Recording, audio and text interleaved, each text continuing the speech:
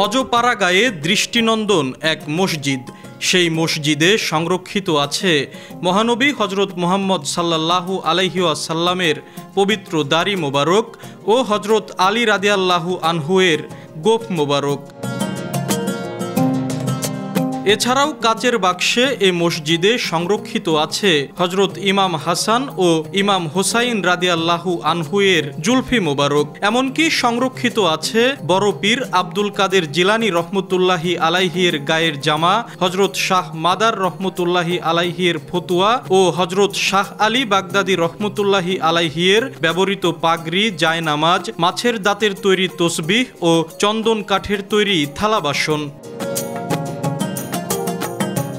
জানা যায় হজরত শাহ আলী বাগদাদি রহমতুল্লাহি আলাইহি ইসলামের প্রচার ও প্রসারের উদ্দেশ্যে 900 হিজরির দিকে বাগদাদ থেকে প্রথমে ভারত, পরে বাংলাদেশের ফরিদপুরে আসেন। তিনি সাথে করে এই নিদর্শনগুলো নিয়ে এসেছিলেন। হযরত মুহাম্মদ সাল্লাল্লাহু আলাইহি ওয়াসাল্লামের দাড়ি মোবারক, অন্যান্য পুণ্যার্থীদের এখানে অনেক নিদর্শন রয়েছে।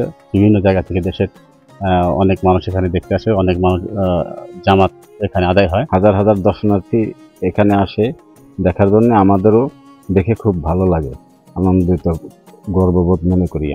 আমরা এগুলা সাধারণত আগে আমরা 5টা দিনে দেখাইতাম, বর্তমান আমরা আরো দর্শনার্থী বাড়ার কারণে আমরা এখন প্রতি শুক্রবার জুমার পরে দেখাই।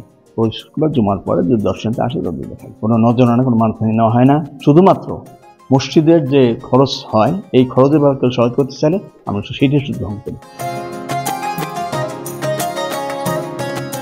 হজরত শাহ আলী বাগদাদি রহমতুল্লাহি আলাইহির মৃত্যুর পর 1013 হিজরিতে ফরিদপুর শহর থেকে 7 কিলোমিটার দূরে গেরদা গ্রামে এই মসজিদটি নির্মাণ করেন সুলতান বাকের শাহ। মসজিদটির নামকরণ করা হয় ঐতিহ্যবাহী গেরদা দরগাহবাড়ি জামে মসজিদ। পদ্মা নদীর পারে অবস্থিত হওয়ায় নদী ভাঙনের কবলে পড়ে ভেঙে যায় 400 বছরের প্রাচীন মসজিদটি।